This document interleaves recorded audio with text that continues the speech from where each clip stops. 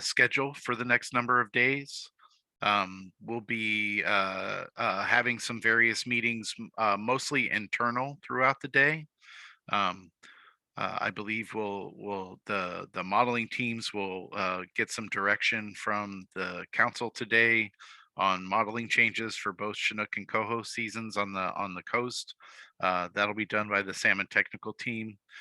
Our team of modeling staff, both from the tribes and our side, uh, work very closely with the salmon technical team through the council process on these models. Curt, did I hear you?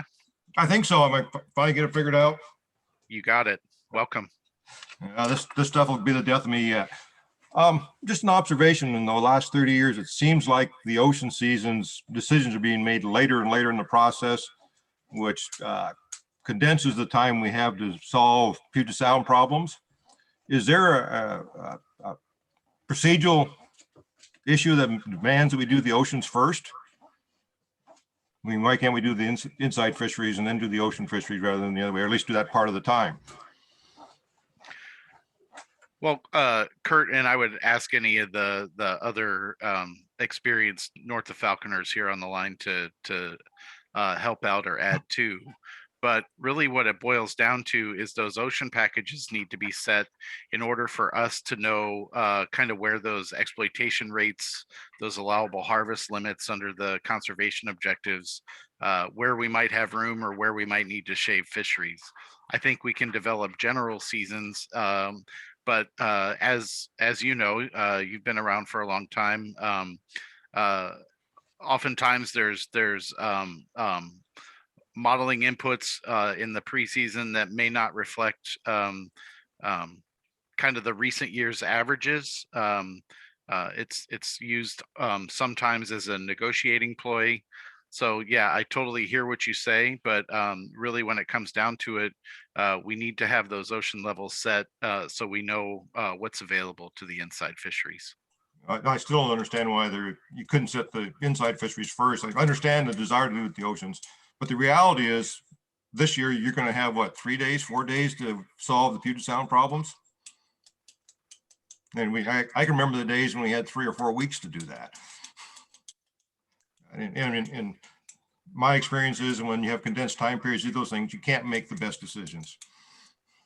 Just an observation. Thanks. Thanks, Curt.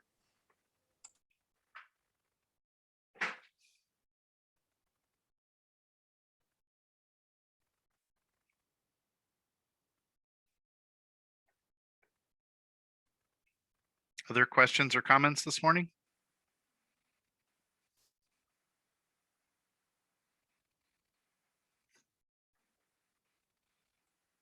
Norm, go ahead. Do I sound better? You sound great. Okay.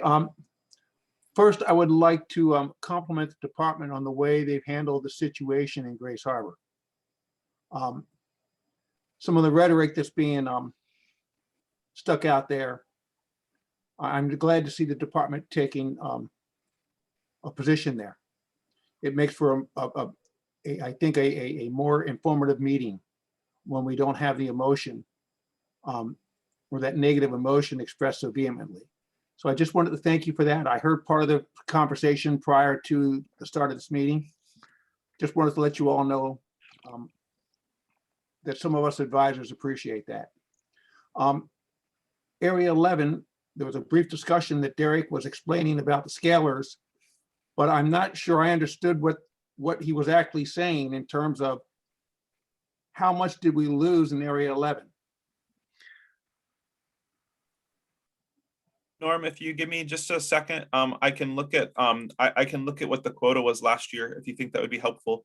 But I kind of I'm a little bit I don't know if the right phrasing is to say necessarily what we've lost, just because a lower quota there on lower abundances might be sufficient to get through a season. If you think about it as to how much effort you're putting in, how many boats are going to be on the water, how long people are going to be fishing for out on the water, what that quote is really driven by is saying that people need to put in more effort to get at those fish, and in order to achieve the same catch as we had in the quota last year, there would have to be a much greater number of boats and people out there fishing to achieve that, just because of the lower abundances around. If you'd like, I can check what that quota is from last year, but I hope that explanation helps to kind of show why we have a lower quota. It's primarily driven by that low abundance. And Derek, I understand it. The reason I'm asking the question is that there's a lot of folks that do not understand what you just explained in a more thorough manner, that even though we may have, because of the run sizes and whatnot, we may have lost some quota, we're trying to preserve the opportunity to keep on the water, to keep fishing. And that's a message that needs to resonate throughout the angling community. But there's still going to be some folks out there that would like to see that number. So if you could provide that for me, you can send that to me via email at your convenience. I would appreciate that. Will do, Norm, and I'll send that your way. The numbers from last year on that quota. The one other thing that I wanted to highlight is I've just very quickly pulled up my South Puget Sound fall fingerling terminal run size for this year relative to recent years, and our total return that's forecast for Puget Sound fall fingerlings is 29,000 fish approximately. And I don't have 2019 or 2020 up in front of me right now, but I do have kind of a data series prior to that. And if we're looking at 2017, the run size was 101,000, and in 2018 it was 55,000. So you can see it's really quite a bit lower. I'll send those quotas your way from last year. Okay, thank you. That's all I have to say. Go ahead, Gabe. Hey, Derek, can you send that to me as well? And then also send what we harvested last year? I'll send all those through. Thanks, Gabe. Thank you.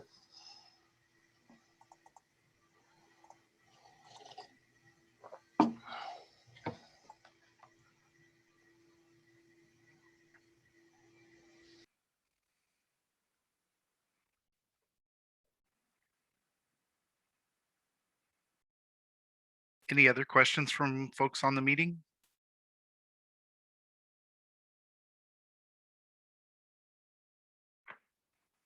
Well, thanks everybody for joining us. As I said, we'll be back here tomorrow morning. Don't know if we'll have modeling by then, but if we do, we'll make sure we get it up on the website and share it with folks. I do not believe that from a Puget Sound point of view that we're proposing any fisheries changes to the modeling today. I think all the changes will be just on the ocean package as directed by the council today. So again, we'll keep you updated on those. We'll be back here tomorrow morning to talk through that and then kind of give an outline of the schedule as we get through next week. We'll be having daily check-ins like this that folks can log on and ask questions and provide comments. So really appreciate everybody's time this morning and joining us. Look forward to our next meeting tomorrow. Hope everybody has a great and safe day.